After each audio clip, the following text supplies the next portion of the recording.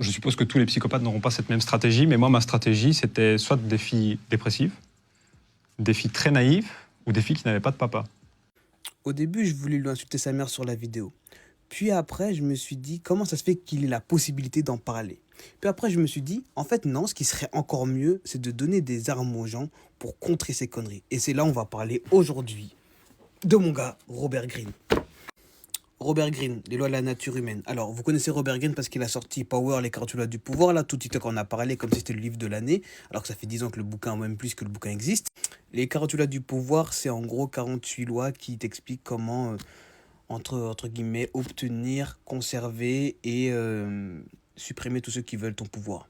C'est grossièrement dit, très grossièrement résumé. Et c'est pas ça le sujet. Robert Greene a fait un tas de bouquins, ok, j'en parlerai dans une autre vidéo, sur l'excellence, sur la séduction, etc. Et la première personne qui m'en a parlé, c'est Damso. Ouais, le rappeur Damso, il y a 10 ans, quand il faisait Ipséité, qui avait marqué, qu'il avait mis en story à l'excellence de Robert Greene.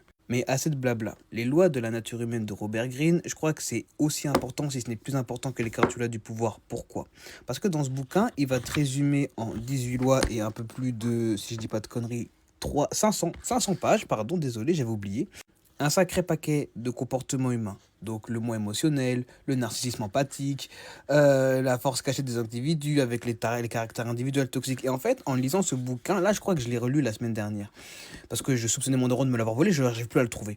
Et en gros, il y a pas mal de trucs qui sont dits. Je l'ai lu 3 fois dans ma vie de ce bouquin. Et il y a pas mal de trucs qui sont relate en fait à beaucoup de situations qu'on peut vivre et même que tes amis peuvent vivre aussi, mais dont ils ne se rendent pas compte qu'ils subissent. Ça peut être les pervers ou les perverses, parce que les femmes aussi peuvent l'être, narcissiques. Ça peut être les faux amis, ça peut être les traits cachés, les égos fragiles, les côtés obscurs dissimulés. Il l'a dit là-dedans, il le dit là-dedans, il le fait trop bien. En fait, en gros, comment il fait, c'est qu'il va te dire une loi, mais pour te l'expliquer, il va te prendre un contexte historique. Il va te prendre une personnalité qui a réellement existé et il va te détailler, donc il va prendre un pan de sa vie et t'expliquer dans le pan de sa vie en quoi la loi s'applique et comment on peut s'en sortir, comment on peut débugger ça, ou comment tout simplement on peut éviter le genre de profil décrit si c'est négatif comme type de loi et type de personne que ça peut concerner. L'idée de ce bouquin, c'est pas de devenir le maître du monde et d'avoir le pouvoir et d'être le roi de la manipulation comme les carentulas du pouvoir. C'est vraiment de comprendre comment l'être humain peut réagir et ne pas s'étonner que certains comportements peuvent toucher les personnes les plus proches que t'aimes. Parce que oui, ça peut arriver.